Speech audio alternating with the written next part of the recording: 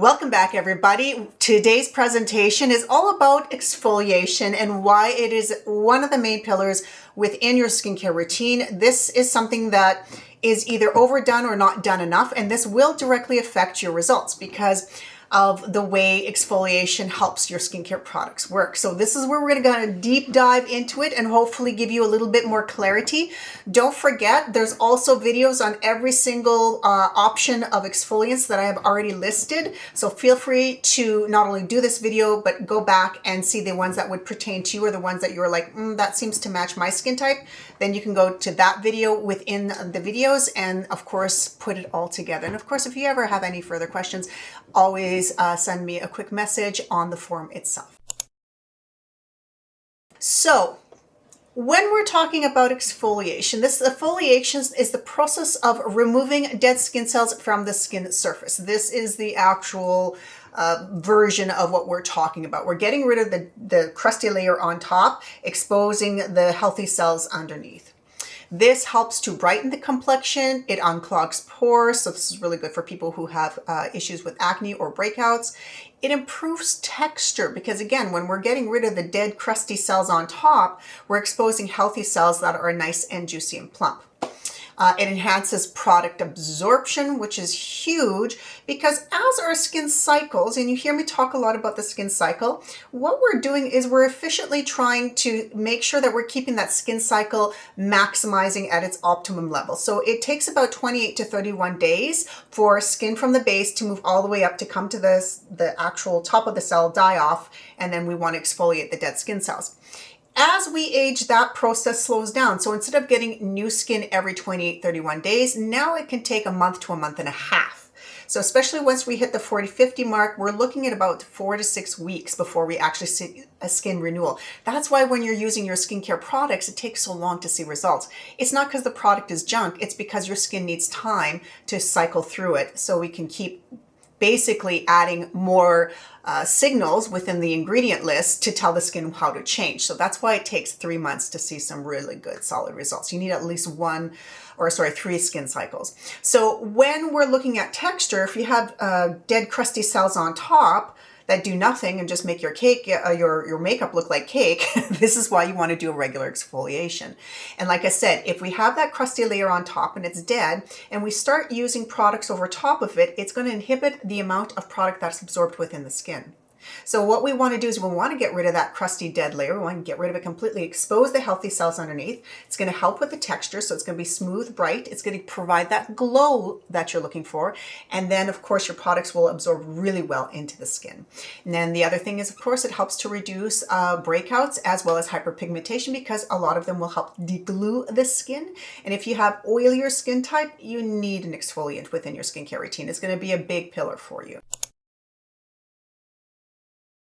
The two primary categories that you are looking for or that you're currently on the market are the physical. So this is the manual scrubs. And then, of course, we have the chemicals. And chemicals is a broad band, if you will, of AHAs, BHAs. So AHAs would be glycolic, lactic, and BHAs would be considered salicylic, and then of course PHAs and enzymes. So there's different versions of chemicals.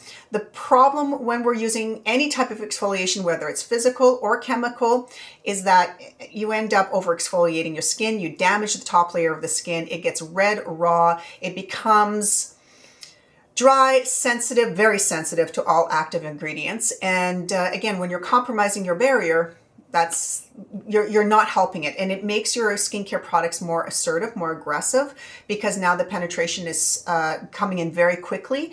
And again, when we're doing that and we're overdoing it, that's where we run into irritations and, like I said, more breakouts. So it's not your friend. So when we're talking about exfoliations, you want to pick the right one for what you're trying to get out of your skincare. So when we're talking about a manual or a physical exfoliation, back in the day we used to do the microdermabrasion. That was really, really big. We had a few issues with that.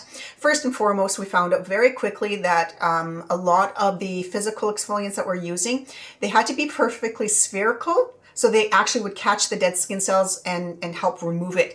Because if there's any sharp edges, like, of course, the apricot scrub, which I'm sure you've at least tried at least once, those cause micro tears within the skin. Using sugar scrubs or salt scrubs also have sharp edges and will cause actual irritation or damage to the skin. If you are skin of color, this is a huge no-no because you pigment so quickly and so easily using any type of sugar scrub or anything like that. You have to be very careful with what you're using, especially on your face. Now, I like a good physical exfoliation once or twice. It's quite nice. I prefer to do the chemical exfoliation, and we'll go into why, but a physical exfoliation is fine to do. It's instant results. It gets rid of the dead skin cells immediately. There's no downtime or wait time, and it doesn't interfere with any of your skincare products. So you can literally put the rest of your skincare routine, whether you do it in the morning or at night, and there's no issues. You're not going to have any products with that. So the cons, though, is that a lot of people, when they're using skincare, is the over scrub. They think that if I just polish the crap out of this is going to get my skin to look brilliant, and it's not. It's living tissue. It's not flat. So over scrubbing is a huge issue. Can cause the micro tears again, especially if you're using salt, sugars, or nuts. So we stay away from those, and is definitely not ideal for rosacea or acne prone skin. So physical scrubs, not a good idea. However, if you're like, Natasha, I love a good physical scrub, what would you recommend? Okay, so what we look for in scrubs. So we have fine, smooth particles. Remember how I said no sharp edges. It has to be perfectly spherical. Biodegradable is also very important. Gentle beads, so you want to avoid those plastic micro beads. We, again, learned from years ago what a kerfuffle that was. And then any mild base. So we don't want to have anything that is in a cream or an oil. We want to keep it really, really light because, again, we don't want it to clog the pores either. So again, when to avoid using a physical scrub is on active breakout, sensitive skin, or thin skin areas. So we're talking here. Now, it doesn't mean you can't use it on your neck and chest. You just have to be really light with your hands. And then, of course, you just want to be careful with how much power you are putting behind a physical exfoliation. In fairness, I don't use them a lot. Only once in a while, once in a blue moon, just because I prefer more of the chemical version. So let's get into the chemicals. There's the enzyme exfoliants. Now, these ones are great. What I like about enzymes is they use the fruits to dissolve and break down the keratin protein, so the dead skin cells, and it doesn't affect the healthy cells underneath. So basically, it's just getting rid of the gooey layer on top, what is dead, what is ready to rock and roll.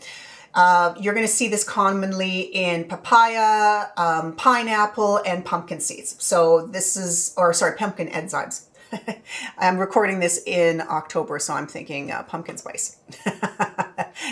So for me personally speaking, I love using an enzyme peel. These are very effective. They are gentle and they are suitable for sensitive skin. Again, the enzymes dissolve the glue. So again, you're not going to have any issues with it hurting the healthy cells underneath. So this is great. And it helps to even out the skin tone. The cons to using this system is it is slow results because, again, it's not as assertive as a scrub, and it's definitely not as assertive as a chemical, like an AHA or a BHA. And it might not be as effective on thicker or oilier skin. That wouldn't be my first kind of route. But this is a wonderful treatment, especially when we're talking about using an enzyme after a treatment. So let's say you had a laser treatment done or you had microneedling. There is about day 4, day 5 where your skin is just, the top layer is dry. It looks terrible. You can feel the dead skin cells, but you are not going to be using a chemical exfoliant with the glycolic or lactic or salicylic, but you can use a gentle enzyme. My favorite, of course, is the Tatcha brand because they have different levels. So you can do their sensitive powder, you can use their classic, or you could do even something for a little bit more robust. I wouldn't recommend that if you just got a treatment. But what I'm saying here is that you have your options within it, and there's a lot of different brands out there that use an enzyme that work very, very well. Please look at Shop My Shelf for all my favorite different versions of enzymes. I always keep one in my drawer because whenever I get a treatment done or a microneedling done, like I said, that 3-4 day where my skin looks really dry and dull, this is where a good enzyme exfoliation will be fantastic and it won't compromise my results. Now, when we're talking about using an enzyme exfoliant, the other thing you have to understand is you can still overuse it. So typically, if you have an enzyme, I would recommend maybe about 3 times a week is usually the sweet spot. Most people are happy with 2, sometimes 3, depending on their skin and their sensitivity. But whether you do it day or night, it really doesn't matter. It's personal preference. And of course, anytime you do any type of skincare routine, I always hope that you are using an SPF, because we have to preserve all the work we put into it. There's literally no point putting together an entire skincare routine and not put an SPF within your skincare routine, because that's your protection from the sun. And the sun is what breaks down our collagen and our elastins and produces really poor quality skin, because it's literally just cooking it. So please make sure, no matter what version you're using, make sure you're using SPF daily. Yes, even in the winter months. Let's go on to the next topic of AHAs, which is a personal favorite. We have glycolic acid, which is the strongest and the smallest molecule. So personally, I love glycolic, but it's not great for everybody. Because it is a small little molecule, it penetrates deep into the skin. And the way that this type of a chemical exfoliant works is it breaks down the bonds of the skin cells, dead or alive. So this is important for you to understand, because what we want to do is get rid of the dead skin cells on top. We don't want to damage the skin on the bottom. We just want to get rid of the dead crusty layer. And as our skin is cycling, we want to catch those cycles. So we're constantly making sure that when we're using exfoliant, we're killing off the dead skin cycle. Then, you give it a break. You wait Monday, Tuesday, Wednesday, the skin starts looking a little dull, little crustier again. This is where another exfoliant is really good to use, because again, we're getting rid of that dead skin cells as it's rejuvenating. Then you're waiting a few more days and then you do it again. That's why 1 to 2 times a week works exceptionally well. And because glycolic is a small, robust, this is good for everybody who has like normal, not damaged skin barrier, in great shape, not skin sensitive. This is good. You can use it for all skin types. So technically you can use it for dry, combination, and oily. Oily has a different version that you might want to have as your lead actress in the actual routine, but it depends on what your goals are. The thing is, when it comes to glycolic acid, it also helps to stimulate that collagen production. So remember how I was saying that when we get rid of the dead skin cells, it forces the skin to kind of wake up and go, oh, I got to keep rejuvenating, because it's thinking, it's getting some activity on the top layer of the skin, which is good. But it also helps to signal, hey, continue with that collagen production within the skin. The trick is making sure that we're getting rid of the dead skin cells and not compromising that barrier, because as soon as we do that, then you have to stop all active ingredients and you have to wait for your barrier to recover from that. And that can take a couple weeks depending on how bad you've burnt your barrier. So whether you do that from over exfoliating, sun exposure, treatments, anything like that, you really have to be mindful. So glycolic wouldn't be my first if I hurt my barrier, right? This is, like I said, why it's good to have an enzyme. So glycolic is the smallest, strongest molecule, penetrates deep into the skin. It isn't the most assertive. It is also a humectant. So yes, even us dry skin people can wear it as well or use it as well, but just be mindful. It wouldn't be my first go-to, but it is a nice one to build up to. My favorite is lactic acid. Lactic acid, of course, obviously comes from milk. What I like about this is it's a bigger molecule, much more forgiving, and it's a humectant. It pulls moisture to itself. It literally is fantastic for that. And lactic acid is a little bit more forgiving, especially if you're new to exfoliation. So whenever I have a client that says I have dry skin, I really love using lactic acid. You always want to start off low and slow. Similar with glycolic, 5-10% is really as high as you want to go when we're talking about getting it into your regular skincare routine. Because the lower the percentage, the more frequent you can use it. The higher the percentage, the less frequent you can use it. Okay, so again, when we're exfoliating, we want to make sure that we're only exfoliating 2 to 3 times a week, max. For most people, it'll be 2 times a week. So typically Sunday and Thursday. But lactic acid is so gentle and so beautiful. Even using a 5% 3 times a week you can get away with that very easily. This is really good for people who have drier skin, who are in their 40s and up. Using a 5%, like I said, 3 times a week is really good if you suffer from acne or acne prone skin, that's a great trick to do. If you have normal skin, you can use, again, either 5% until you build up to 10%, and then you can continue forward once or twice a week. You don't want to do 3 times a week at 10%. You're gonna overdo it. And then there's, of course, there's mandelic acid. I love mandelic acid for those with skin of color. Skin of color, and don't get me wrong, although mandelic acid is a bigger molecule, it's still robust. It still does a good job. It's just really, really, really slow penetration. And the thing with skin of color is they don't have as much lipids within their skin. So we want to be really mindful of how we treat it. The downside with mandelic acid is it can be a little bit on the drying side. So it's important, again, not to use it every single night, but man, that mandelic acid is great for sensitive skin. All people can use mandelic acid. If you find lactic is too much, you can definitely go down to mandelic. And again, you would start nice and low and slow, keep the percentage nice and low, between 5 to 10%. Those ones are phenomenal. Now, when we are using any type of glycolic or lactic or mandelic acid, it does help to stimulate that collagen production, like I said, because it's stimulating the top layer of the skin. The skin's like, okay, something's happening. I better send more collagen, right? We're kind of tricking it into thinking something's happening. It also improves the tone and texture. Like I said, when we're getting rid of the dead skin cells on top, it tightens and firms up the skin and gives us that glow. And the problem is that people get addicted to the glow and they're like, well, I have it for 1 or 2 days, but then it goes away. Well, yes, because we got to let that barrier build up, let it die. We need it to die. We don't want to catch it too early because that's when we compromise our skin barrier. Okay, so when you're using any type of AHA or BHA, it's like, I'm good, oops, too much. And that's typically what ends up happening. And of course, it helps to fade pigmentation because we're constantly renewing that skin. As the skin comes up, the pigmentation is coming out of the skin. And of course, that's how it helps brighten the skin. Love AHAs for dull, dry, aging skin. And again, it will increase your sun sensitivity just because we are getting rid of that crusty dead layer on top rather robustly. So of course, SPF all the way. Now, another one we can use is called BHAs, which is also part of the chemical exfoliant. And this is typically the beta hydroxy acid, which you know as salicylic. So the most common one that I have seen on the market is, of course, the one from Paula's Choice.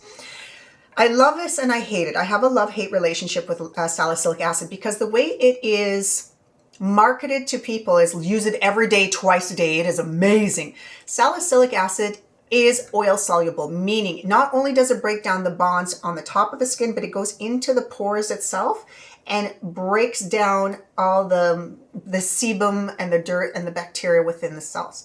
This is great, but here's the trick. Remember how I said, you're good, oops, I over exfoliated? This is what can happen with salicylic. You're using it, and then next thing you know, all of a sudden it's like, wow, I feel like I'm getting oilier. My skin is getting oilier. My breakouts are getting different. I'm getting weird ones all over the place. I never used to get them over here, and now I'm getting it all over. Salicylic is still breaking down the bonds of your skin cells, whether they're healthy or not. Even if you have thicker, oilier skin, a lot of people can get away with using this quite a bit, but then they run into the risk that as soon as that slows down or their skin changes or their environment changes, all of a sudden they're starting to have sensitivities, they're breaking out more, and of course their skin is getting irritated and they don't know why. It's this. This is not meant to be used every day. It's not a toner. It is an exfoliant.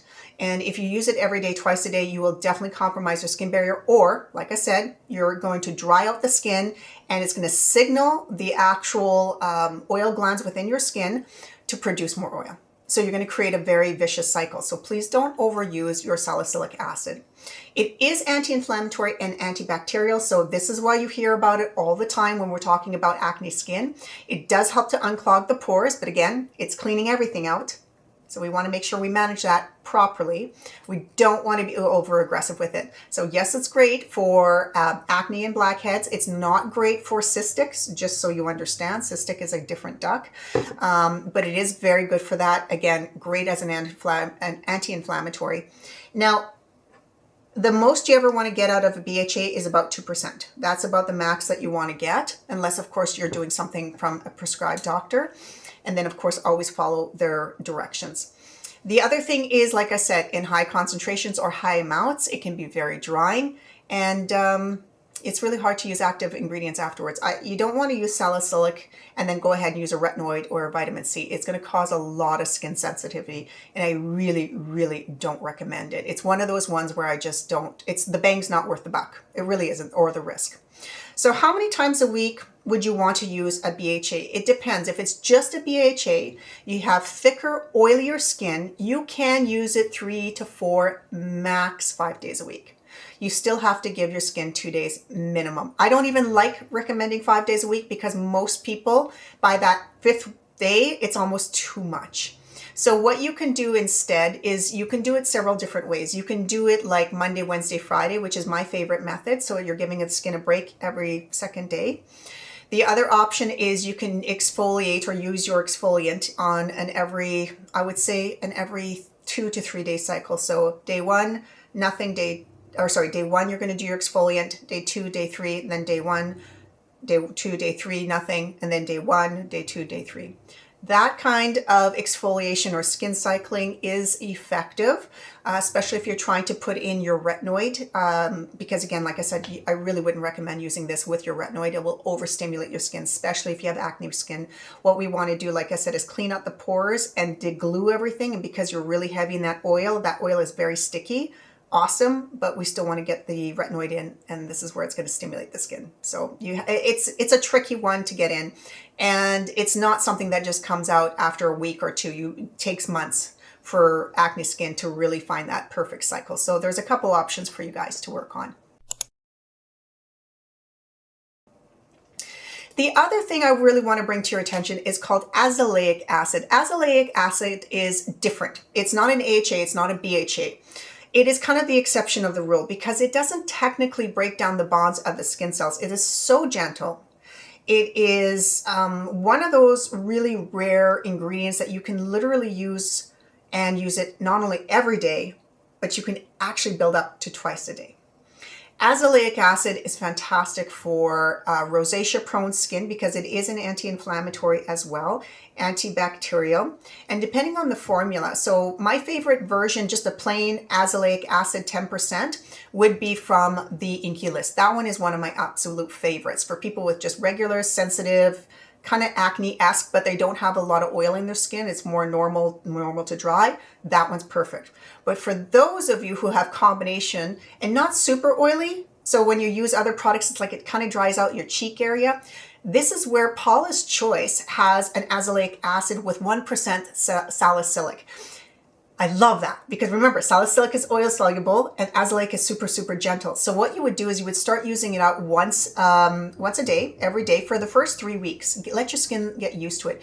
If you find that your pimples are starting to resolve and just they're moving through without further breakouts, you're at a good spot. You can try it twice a day and see how your skin responds. Some people do best with it twice a day. Other people, once a day is perfect.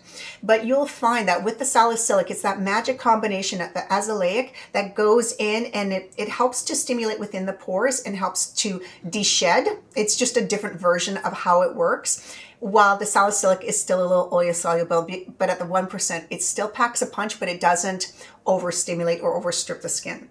So that one is a great one for those of you who also suffer from either mild acne, rosacea prone skin. And what I also like is it's great for skin of color as well because it actually helps to reduce any type of post-inflammation pigmentation and reduce pigmentation long-term as well. So for skin of color, it's phenomenal. But honestly, azelaic I think we're going to see a lot more of it coming out because it's such an incredible ingredient, especially if you can maximize it for your skin type.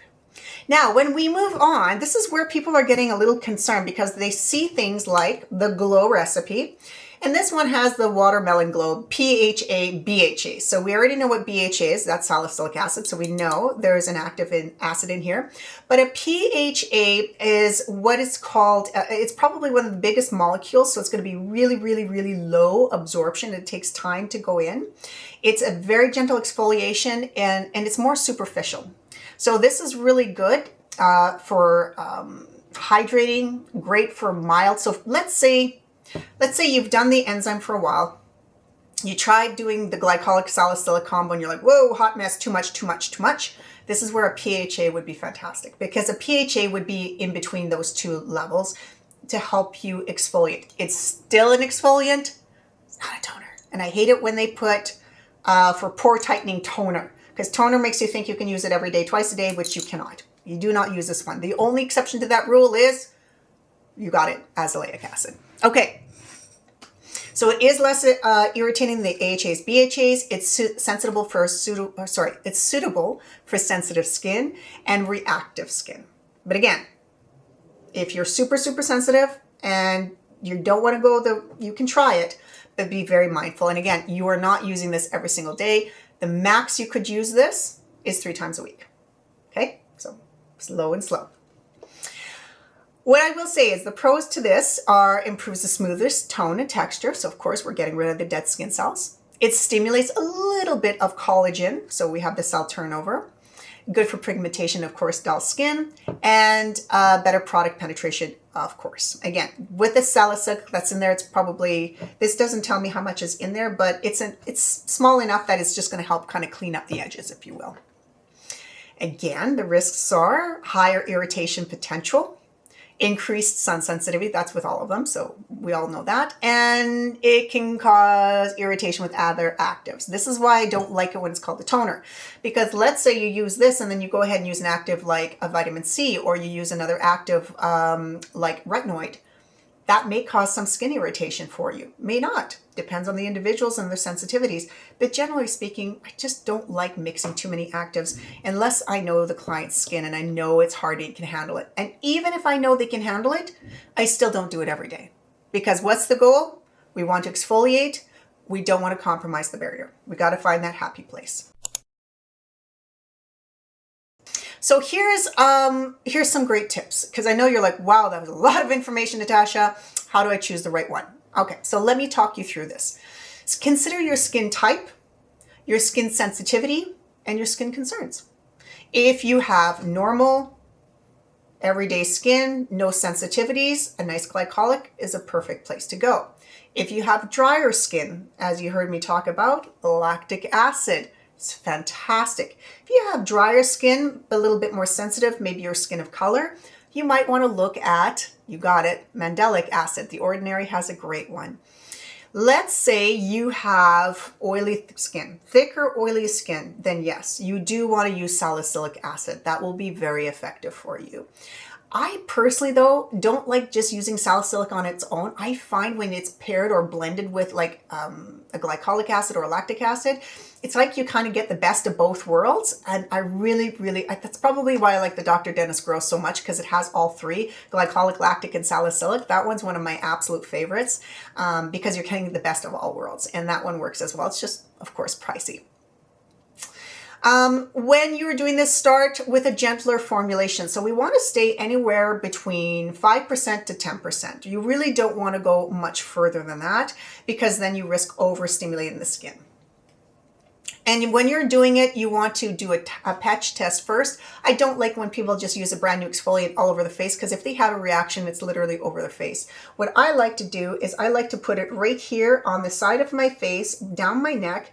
It's sensitive. The skin there is sensitive, but at the same time, you're not going to see it right out of the gate. So if I do have a reaction, then at least it's not going to be one of those where it's going to be all over my face. So if you're going to do a quick sensitivity check, you can put it on for about 5-10 minutes. If you have any irritation, then you know this one's going to be not the one for you. Send it back, get your money back, and try a different version. Obviously, we talked about SPF. You have to use it, and you don't want to overdo it. Like I said, even if you have thick, hardy skin, you still don't want to over-exfoliate. So keep that in mind. Safety tips and best practices. So always do a patch test, as I mentioned before. And avoid layering too many exfoliants at once. In fact, you don't want to layer exfoliants with each other. Buy a pre-blend. We're not scientists. Even I know to stay in my lane. So if you were like, well, I really like lactic, I like mandelic, can I use both? No. If you find a formula that has both, like Paula's Choice, because they have one with lactic and mandelic, then yes, yes, you can use that one. But don't take one exfoliating acid and use another exfoliating acid on top of it. You really risk over-processing your skin, burning your skin, and then you literally have to wait for that to actually completely repair itself. And heaven forbid you scar yourself, because I have seen some people go too far. They're frustrated with their skin, they get angry, they have a moment of courage, and then they over-process their skin. So please don't do that. Monitor for the signs of overexfoliation, which is always redness, stinging, like hyper stinging, not like a little stinging is normal. And of course, peeling and breaking out. If your breakouts are getting worse, you're overexfoliating. And if you are also noticing that your skin is becoming sensitive, you've compromised your skin barrier. You can definitely use hydrators afterwards. So after you've done your exfoliation, whichever version you choose to use, let it soak in completely. Yes, you can use a hydrating toner. You cannot flood your skin, okay?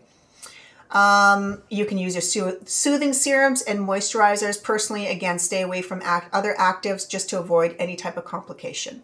Unless you are on the anti-age, which most people can do the exfoliation and do the anti-age afterwards, or other growth factors, that's not going to be a concern. But for those of you who are using a traditional skincare routine where you have other actives like vitamin C and retinoids, like tretinoin, don't use them on the nights you exfoliate. Like I said before, sunscreen is non-negotiable. I think I said that 3 times. And avoid exfoliation on broken or inflamed skin. Okay, so we got to be careful with that.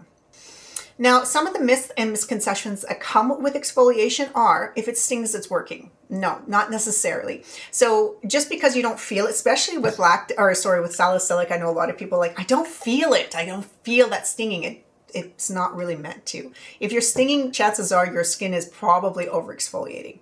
You must scrub away blackheads. No, you don't need to scrub away your blackheads. That's not how it works. And a lot of people confuse blackheads with sebaceous filaments. They're completely different. Sebaceous filaments are very normal. It's, again, we always have a little bit of oil in our pores. This is good. This is what helps for anti-aging, is having that oil. It's just when we have too much, that's what we don't like.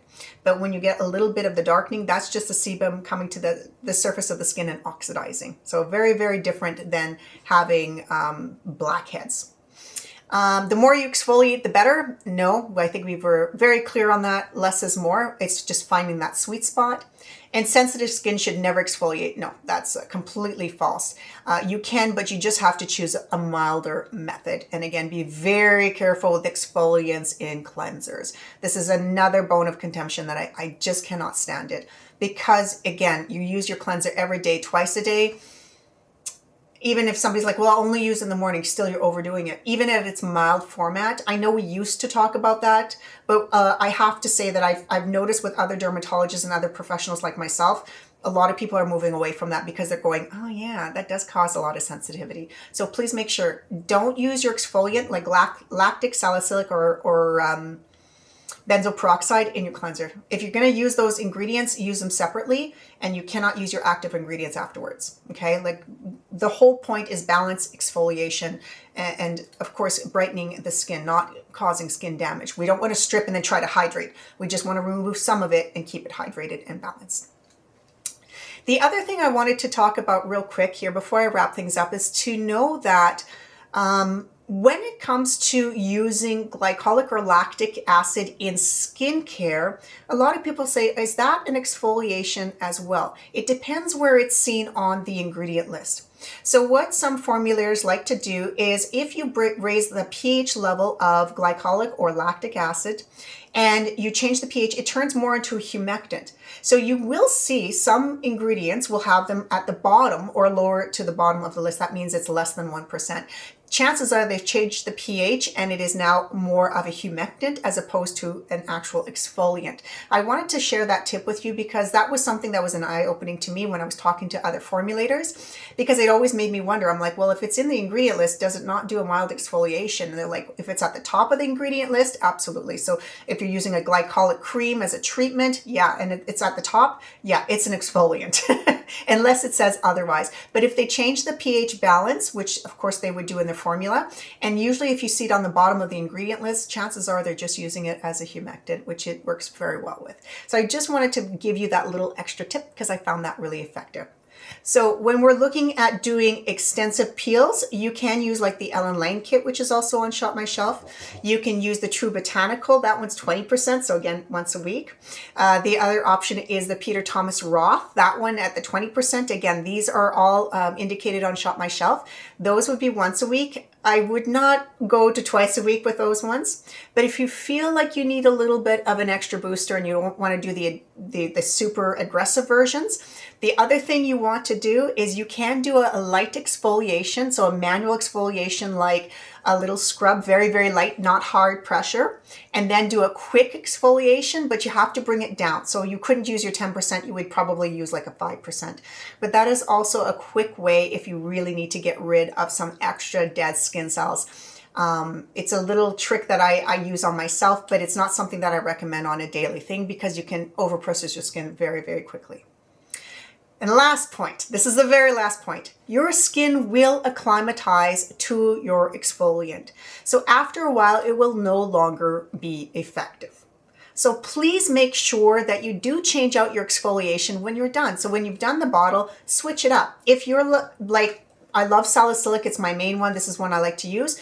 Once you're done the polish choice, maybe move on to perhaps their Dr. Dennis Gross, where it has a blend of salicylic acid within its formula, and you can use those. And then when you're done that one, you can move back down or back to the salicylic, because like I said, your skin will acclimatize to it and will no longer be effective. If you see a skin influencer, not a professional, not somebody with education behind them, but they're telling you to exfoliate every single day, run.